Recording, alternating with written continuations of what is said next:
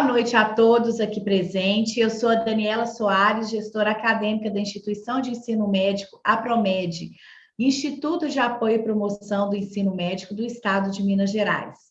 A nossa instituição, por uma pesquisa realizada pela Universidade Federal de Minas Gerais, ela foi considerada uma instituição de excelência no ensino médico. Temos uma gestão acadêmica com mais de 16 anos de experiência na função do ensino médico. Nossa missão é contribuir de forma efetiva, ética e profissional para o sucesso da comunidade médica. Oferecemos educação médica continuada em diversas especialidades médicas no Brasil e no exterior. Sejam todos bem-vindos. Agradeço a todos os participantes que estão presentes aqui conosco, buscando se atualizar ainda mais e prestigiando a nossa instituição. A nossa convidada de hoje é a doutora Raquel, coordenadora do curso de Nutrologia da APROMED. Hoje nós teremos uma live chamada Questões e Atualizações em Nutrologia.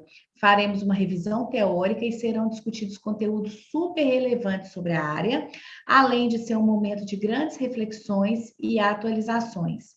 Eu tenho um enorme prazer em convidar a professora doutora Raquel para conduzir esse momento.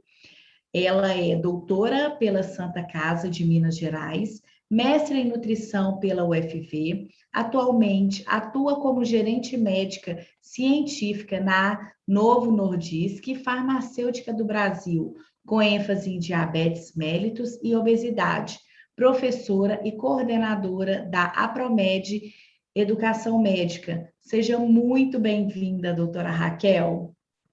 Obrigada, Daniela. Boa noite. Boa noite a todos aqui que já se conectaram, né? Aqueles que conectarem depois também. Sejam todos muito bem-vindos.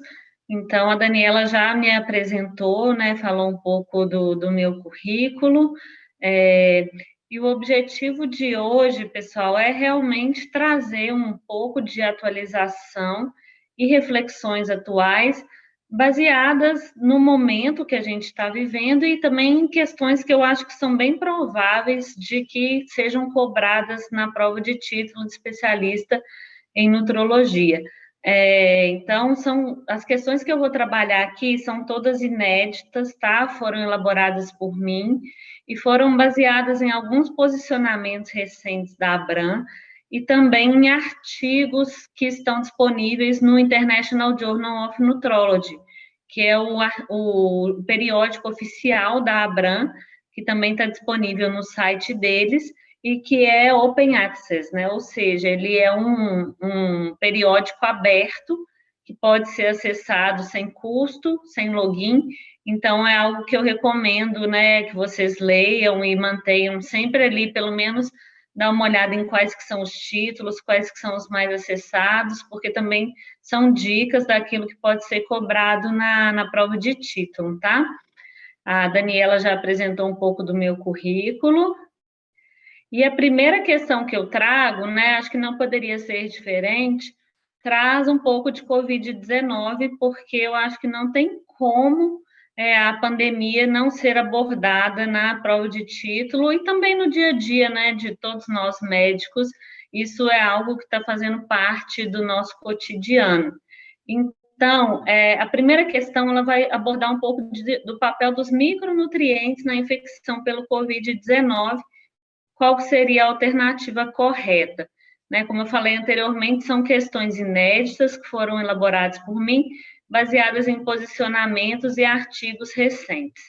Então, essa questão ela foi baseada em um posicionamento que está disponível no site da Abram, tá? Então, caso fica aí como recomendação de leitura para vocês, depois que acabarem de assistir essa live, porque é um tema que está sendo muito discutido, né? E, assim, qual que seria o papel dos micronutrientes? Então, primeiramente, a gente vai passar por todas as alternativas, depois eu vou trazer um pouco da teoria por trás, né, desse assunto, para a gente ver qual que vai ser a resposta, né? Então, qual que seria a alternativa correta? A primeira fala que os micronutrientes têm um papel direto de tratar a infecção pelo Covid-19. Então, vamos avaliar isso. A alternativa B fala que existem evidências robustas de que doses suprafisiológicas da vitamina A possam prevenir ou melhorar clinicamente as pessoas com COVID. E, além disso, não tem risco de toxicidade na ingestão de altas doses de vitamina A, será? Então, a C, a suplementação de vitaminas, minerais e probióticos não trata e não previne a infecção por COVID, porém, pode otimizar a resposta imunológica atuando como um tratamento coadjuvante. E a última alternativa traz que a presença de déficit de vitamina D, o colecalciferol deve ser prontamente fornecido de acordo com os resultados dos níveis séricos e a reposição recomendada por via parenteral é 50.000 unidades dia, se os níveis séricos estiverem inferiores a 20, e 25 unidades por semana, se os níveis séricos estiverem entre 20 e 30. Então, vamos olhar aqui um pouco das evidências, para depois a gente concluir qual seria a resposta para essa questão. Bom, então a primeira alternativa eu já trago, assim, o primeiro parágrafo do posicionamento da Abram é que é importante enfatizar que nenhum micronutriente trata diretamente a infecção pelo Covid-19. Então, a alternativa A, a gente já pode, né, abandonar, porque ela fala, né, que os micronutrientes têm um papel direto de tratar a infecção pelo Covid-19, e isso não é verdade, né, um papel direto de tratamento não acontece. Agora, falando um pouquinho de cada vitamina específico, né, a vitamina A, existem evidências de que a suplementação da vitamina A, ela reduza a morbimortalidade em várias infecções, como, por exemplo, HIV, malária, sarampo e pneumonia associada ao sarampo. Os resultados adversos durante infecções virais têm sido associados a baixos níveis de vitamina A. Só é importante a gente lembrar que esses resultados adversos associados a baixos níveis de vitamina A, eles são derivados de estudos transversais, ou seja, estudos nos quais nós não podemos falar sobre causa e efeito.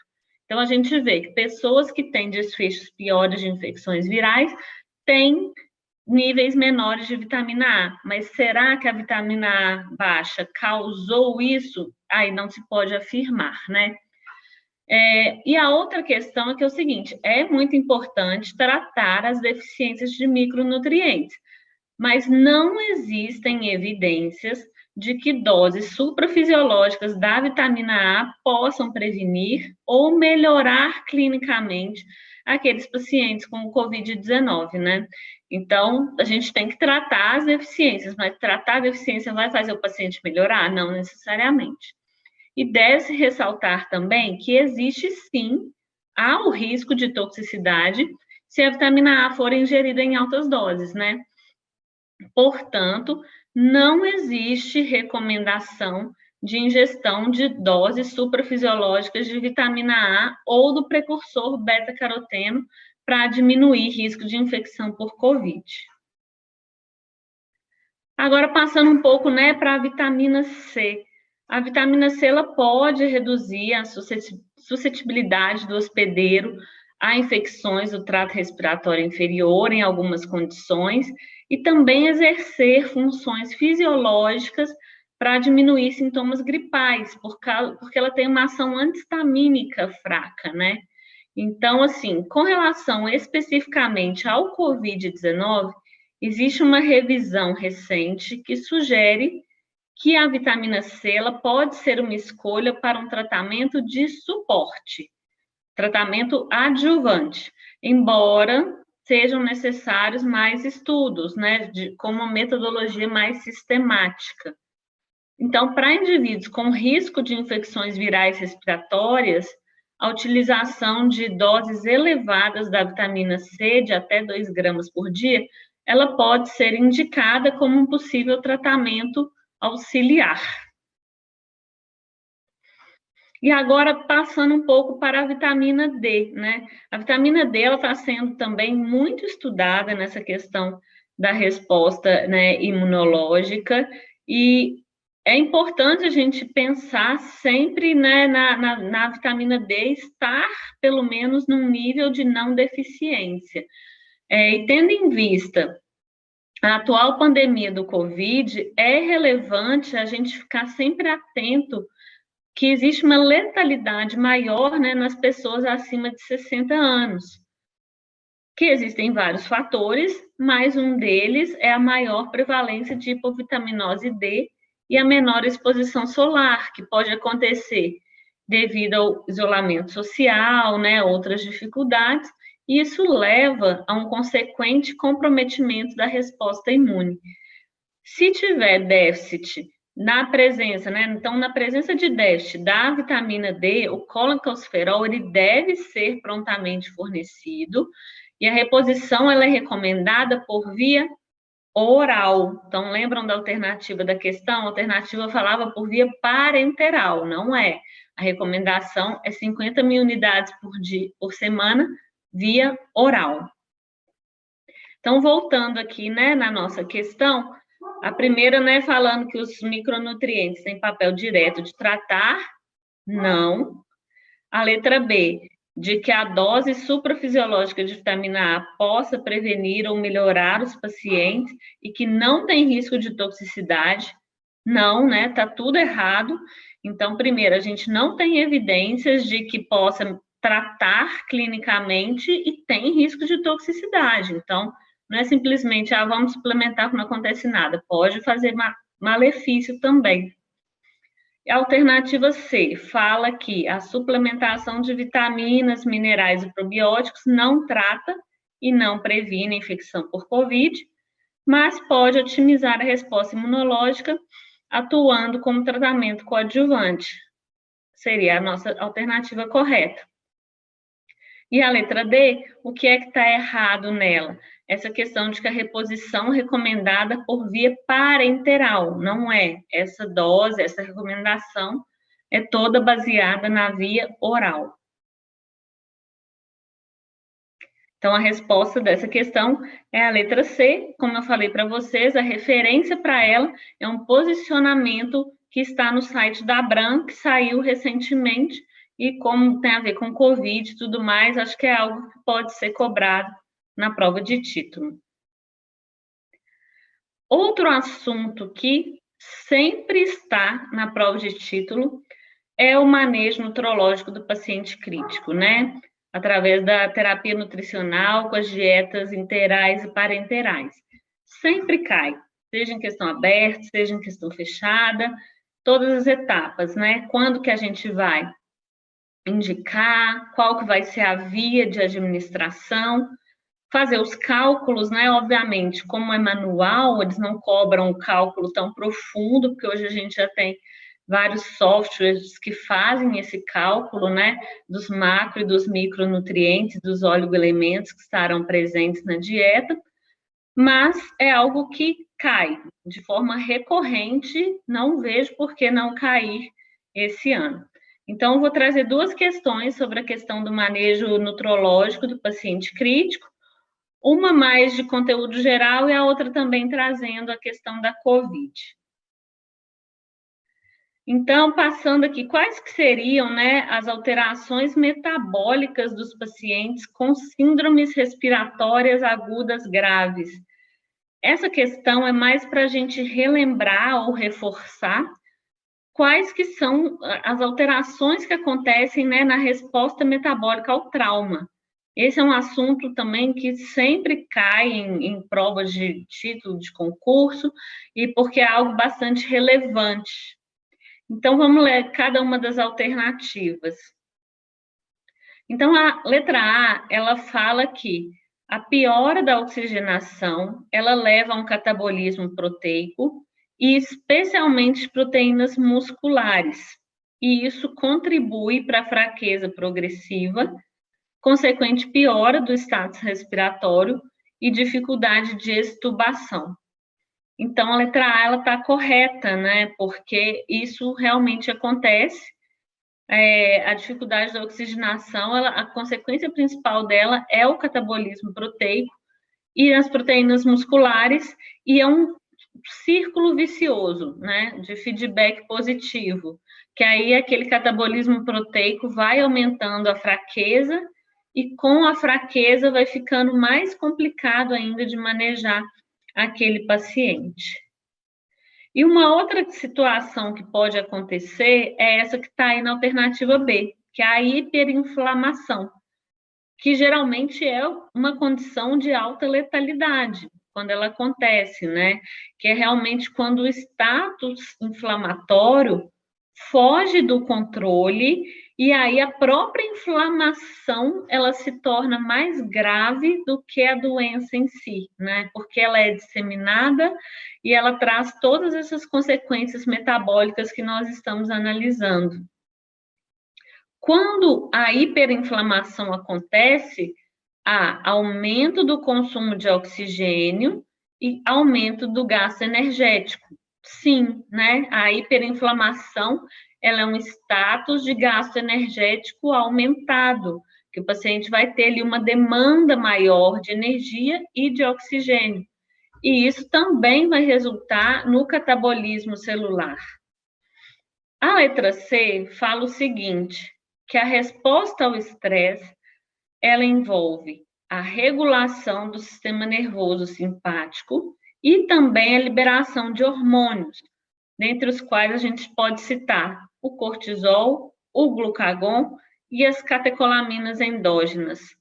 E o que as catecolaminas fazem? Elas estimulam a lipólise e isso, consequentemente, leva à liberação de ácidos graxos livres na circulação.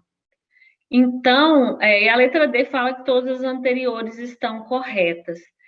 Essa questão aqui, então, ela era mais para a gente lembrar e reforçar esses conceitos de o que acontece do ponto de vista metabólico naquele paciente que está com uma síndrome respiratória aguda grave.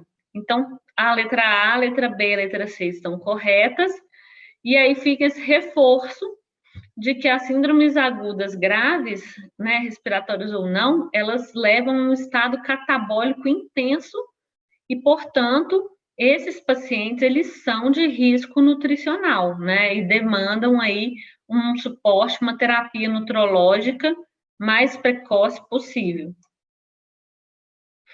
Então, aqui, né, trazendo a questão de novo, a resposta é a letra D, todas as anteriores estavam corretas, fica aí, de cada alternativa, um reforço em quais são as alterações metabólicas na resposta ao trauma, ao estresse. E agora, né, também ainda no tema de manejo nutrológico do paciente grave, vamos entrar também na questão do COVID, né? Como que funciona aí a terapia nutricional nesses pacientes. Então, a primeira coisa, paciente que com infecção confirmada ou suspeita que demanda cuidados intensivos, ele deve ser considerado de risco nutricional. Por quê? Por conta dos fatores que a gente acabou de rever na questão anterior, né? É uma síndrome respiratória aguda. Se ele está numa unidade de cuidado intensivo, é porque é um caso mais grave. Então, consequentemente, ele vai ter todo aquele estado catabólico, de aumento do gasto energético, de catabolismo das proteínas musculares, de fraqueza progressiva, e por isso eles devem ser considerados de risco nutrológico. E sobre essa situação clínica, qual a alternativa correta? Vamos dar uma olhada, então, nas alternativas. Então, assim, primeiro, todas as ferramentas de triagem do estado nutrológico disponíveis podem ser usadas normalmente. A letra B, o peso ideal para a altura, de acordo com o sexo e idade, pode ser utilizado. E como opção, né, o peso ideal para um IMC fixo de 23, desde que a altura do paciente seja conhecida. O peso do paciente na admissão hospitalar é uma medida de menor importância. E a letra D, o peso atual mensurado pela balança de leito pode ser utilizado, especialmente se o paciente apresentar edema localizado ou anasarca. Então, vamos olhar aqui cada uma dessas questões, né? Cada uma dessas alternativas com calma. Então, primeiro, a letra A. Ela fala que todas as ferramentas de triagem do estado nutrológico podem ser usadas normalmente, sem nenhuma restrição. Isso não é verdade, né? Por conta de ser uma doença infecciosa, na situação do COVID, a gente tem que, né, evitar o contato a fim de reduzir a probabilidade de contaminação da equipe do hospital.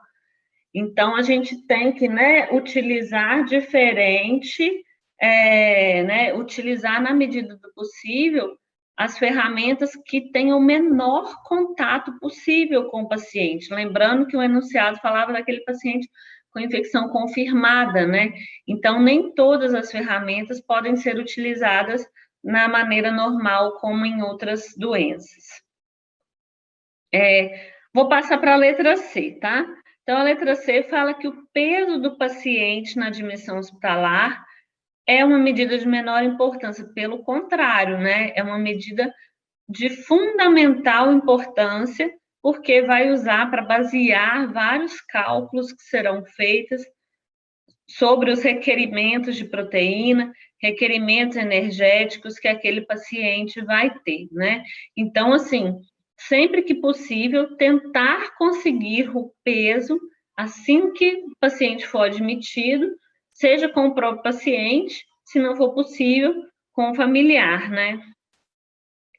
E a letra dela fala o seguinte, né?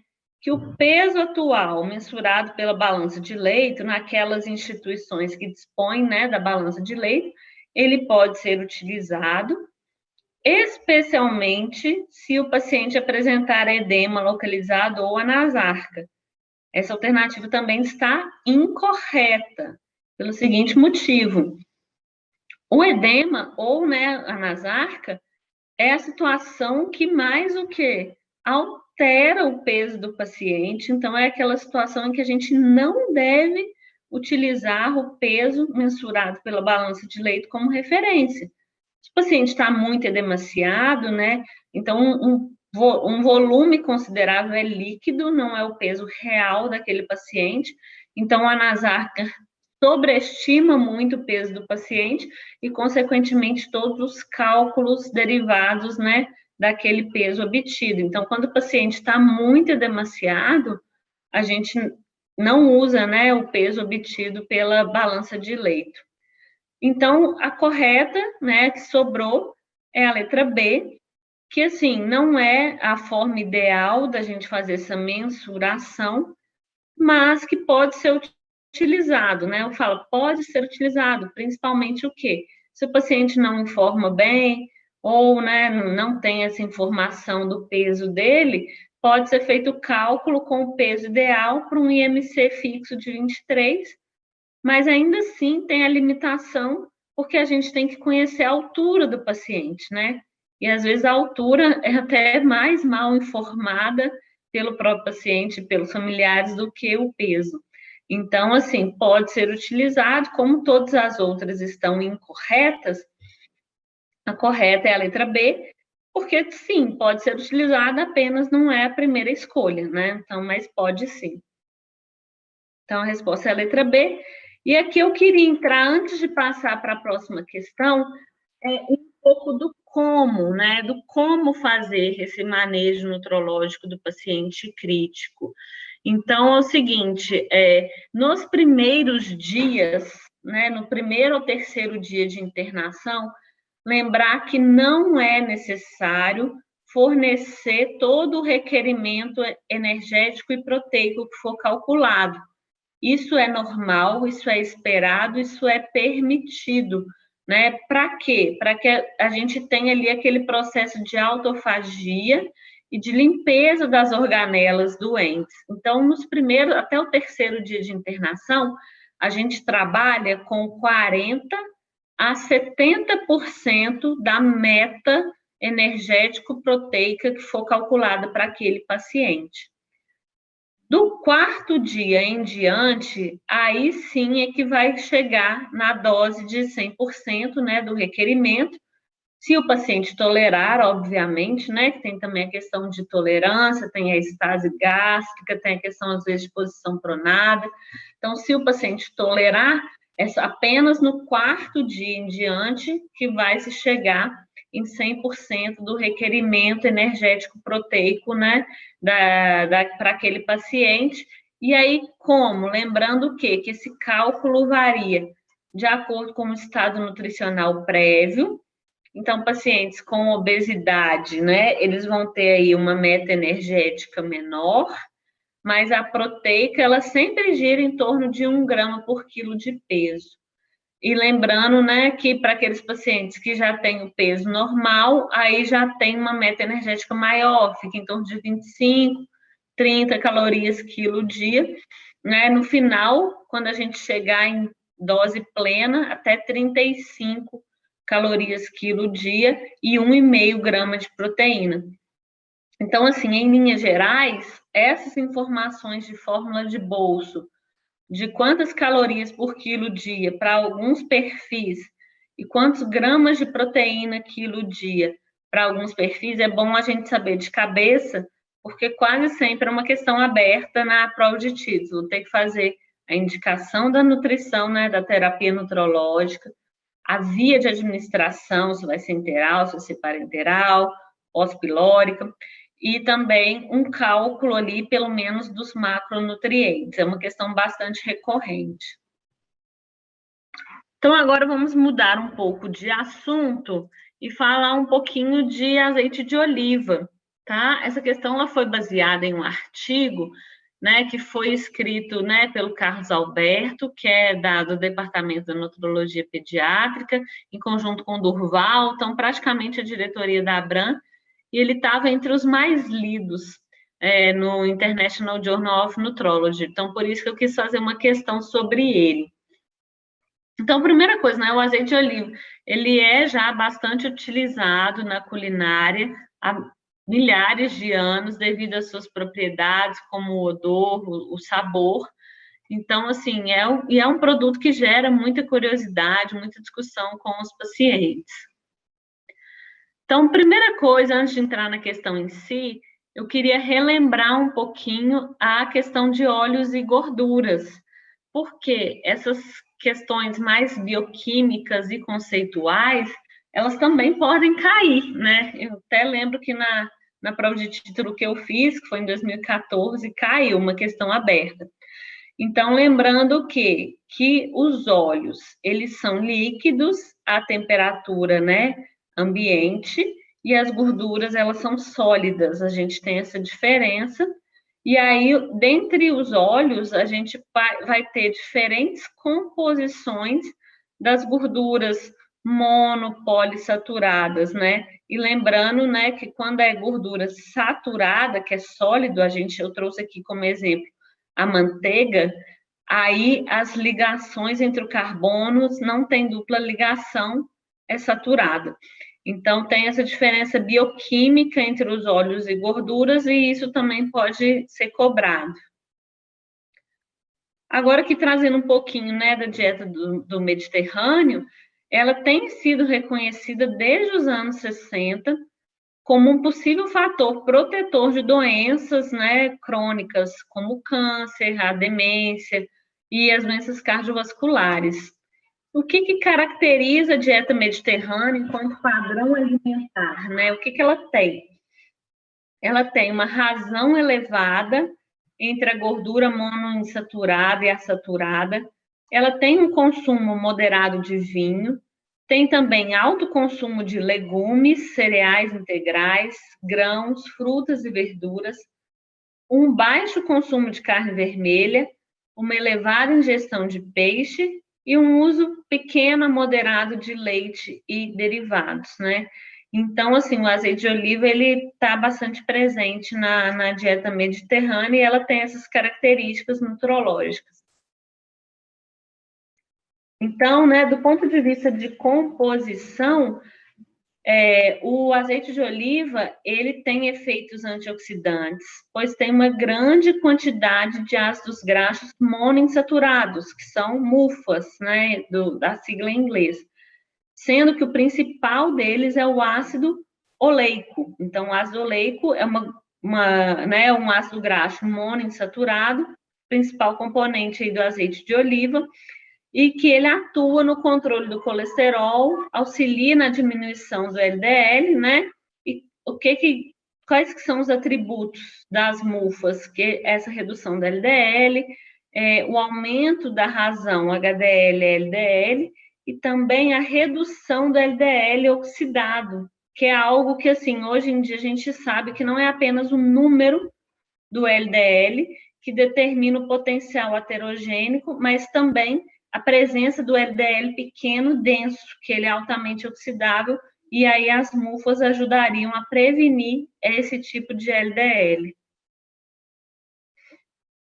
Então, depois dessa revisão, vamos entrar na questão em si, né, que é sobre o uso do azeite de oliva e as propriedades, porém, nas preparações quentes, né, quando ele é aquecido.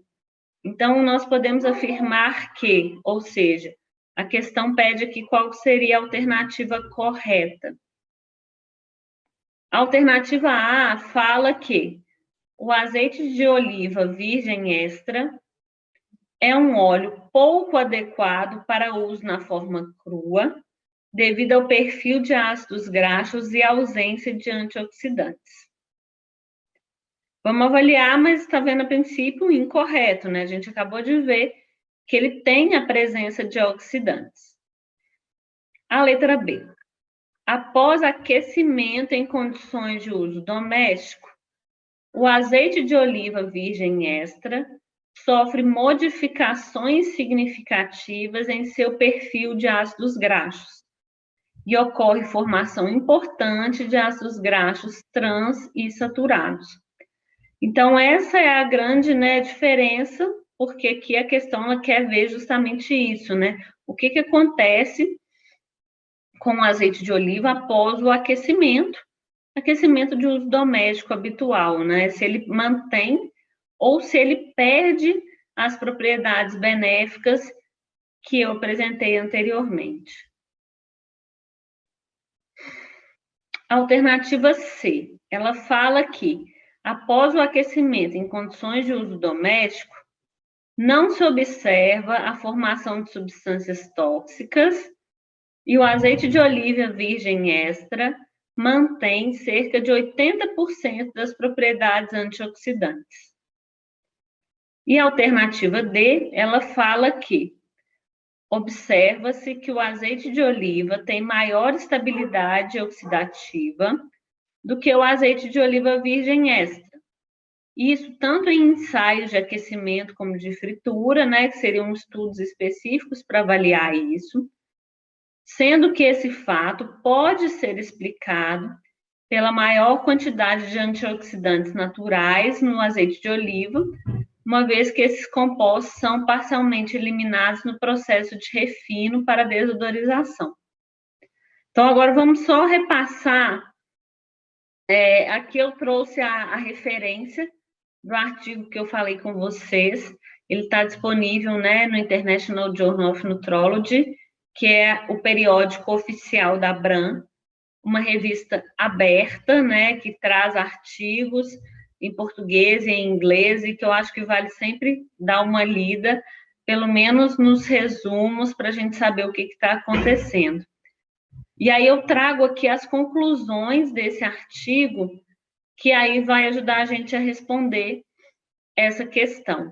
Então, fala o seguinte, né, que o azeite de oliva virgem extra, que é essa sigla, AOE, é o óleo mais adequado para uso na forma crua, devido ao melhor perfil de ácidos graxos e a presença de antioxidantes. Então, assim, né, o azeite cru é bem consenso de que ele, né, tem vários antioxidantes, então é um óleo muito adequado para ser usado na forma crua.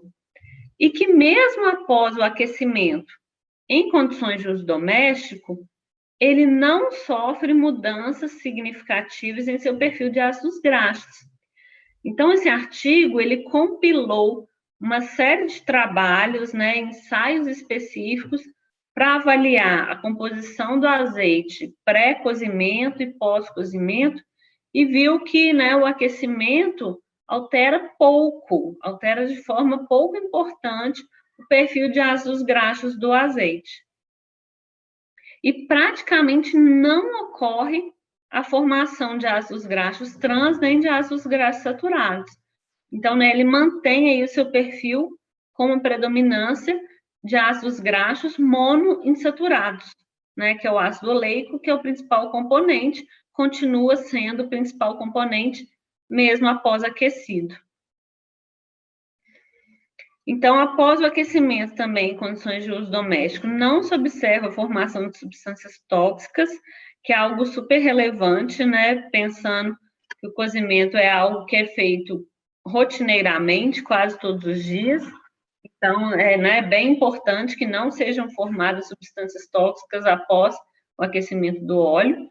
E o azeite de oliva virgem extra, ele mantém cerca de 80% das substâncias antioxidantes. Então, assim, acho que a conclusão geral é que mesmo na condição do aquecimento, o azeite de oliva, ele vai manter muito bem a maioria das suas propriedades, ele vai sofrer poucas alterações, ele vai manter o perfil de antioxidante, e aí a versão extra virgem, ela tem uma maior estabilidade oxidativa, né, do que a versão não, tanto em sais de aquecimento como de fritura, e esse fato ele pode ser explicado pela maior quantidade de antioxidantes naturais nessa versão extra virgem. Então, né, a resposta da questão é a alternativa C, que ela falava, né, vamos só voltar aqui para vocês lembrarem, que era justamente isso, que após o aquecimento em condições de uso doméstico, não se observa, né, a formação de substâncias tóxicas e ele mantém quase, né, cerca de 80% das propriedades antioxidantes. Eu acho que essa é a principal conclusão para vocês gravarem, né, que o aquecimento modifica muito pouco, de forma não significativa, as propriedades do azeite de oliva virgem extra e não se formam substâncias tóxicas.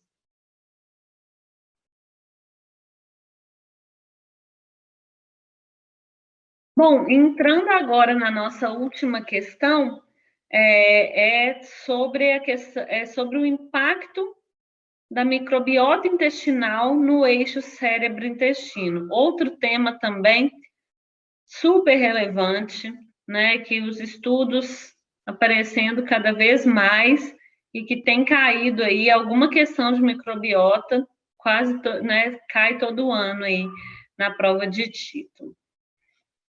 Então, vamos olhar, né, cada uma, ela pergunta qual que é a alternativa incorreta, tá, gente? Então, vamos ler com atenção, porque agora o objetivo é achar a resposta errada. Então, a letra A, ela fala que o microbioma intestinal, ele apresenta uma grande variabilidade interpessoal. Isso faz com que cada pessoa apresente um perfil de microbioma que é praticamente único. E os motivos que levam as pessoas a aportarem perfis tão distintos e específicos de microbioma ainda não são totalmente esclarecidos, mas que fatores como a própria dieta, o ambiente, né, o tipo de parto, a gente sabe que a formação do microbioma ela começa, né, muito cedo na nossa vida, a genética e os fatores, né, relacionados à exposição precoce aos microbiontes, eles exercem uma influência definitiva nessa formação. Então, a letra A, ela está correta, é isso mesmo, né? O microbioma, ele é praticamente uma identidade, muito de cada pessoa mesmo, e são esses vários fatores que influenciam nessa composição, que começa lá no período pré-natal, passando pelas exposições precoces que aquela pessoa vai receber ao longo da vida, né, genética, a dieta, o ambiente, tudo isso vai influenciar. Então, letra A, correta. A letra B. A letra B fala que, dentre os produtos do microbioma, destacam os ácidos graxos de cadeia curta, que são o butirato, o propionato e o acetato. Dentre esses três, o propionato exerce especial papel na sinalização metabólica e na comunicação das células do hospedeiro com o microbioma. E que doenças como, por exemplo, a obesidade, o diabetes e as doenças inflamatórias intestinais, elas têm relação fisiopatológica com o propionato. É isso mesmo? Então, vamos lembrar? Não é, né? O que está errado na alternativa B?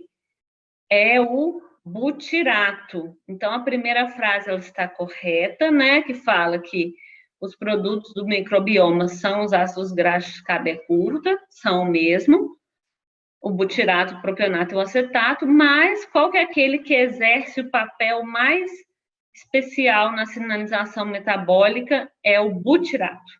Então, é até algo que, né, a gente já viu cair. Então, esse papel do butirato como um produto de ácido graxo de cadeia curta da microbiota e envolvido aí em várias sinalizações de fisiopatologia, especialmente em doenças inflamatórias intestinais. Tem muito trabalho mostrando isso, mas é o butirato. Então, por isso que a letra B está errada, é a nossa alternativa. Mas vamos ver as outras para a gente recordar alguns conceitos também sobre a microbiota, né? Então, aqui seria C, tá, gente? O período pré-natal, ele é crucial para a formação do microbioma do bebê. A flora primordial colonizará o intestino e dará origem ao microbioma, ela é herdada exclusivamente da mãe, e a interação simbiótica com o hospedeiro ela é estabelecida logo nos primeiros anos de vida. E esses primeiros colonizadores, né, as primeiras bactérias que vão chegar lá e começar a formar esse microbioma, eles exercem um papel importante no ecossistema e vão ter um impacto lá no longo prazo, não só na composição, então eles vão definir ali o que vai estar naquela microbiota, mas também naquela atividade, se é uma atividade fisiológica, uma atividade patológica. Então, é verdade, né, essa alternativa ela foi tirada de uma revisão, né, de um artigo sobre microbioma intestinal, e realmente esse papel do período pré-natal é super importante na questão da formação do microbioma. E aí a última alternativa, né, que é a D, que ela fala o quê?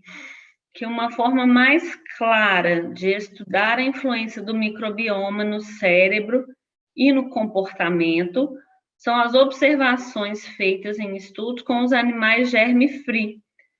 Né, são estudos que muito complicados a gente fazer em humanos, né? A gente não consegue ter ali, como a gente consegue com o camundongo, ter aquele, né, animal com zero de germes, né?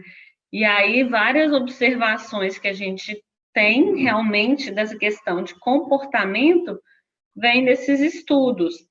Só fica a questão o quê? De que os resultados a gente não pode necessariamente extrapolar para estudos em humanos, porque é uma condição experimental, que simula, mas que ela não é idêntica, né, à condição que a gente observa. Então, assim, tais estudos com os animais germe-free, eles demonstraram evidências bastante persuasivas de que a relação é, sim, muito importante do microbioma com o comportamento. Como, por exemplo, achados de que a presença do microbioma é necessário para o funcionamento adequado do sistema de resposta ao estresse, além do desenvolvimento normal da capacidade de socializar. Então, isso é bem interessante, né?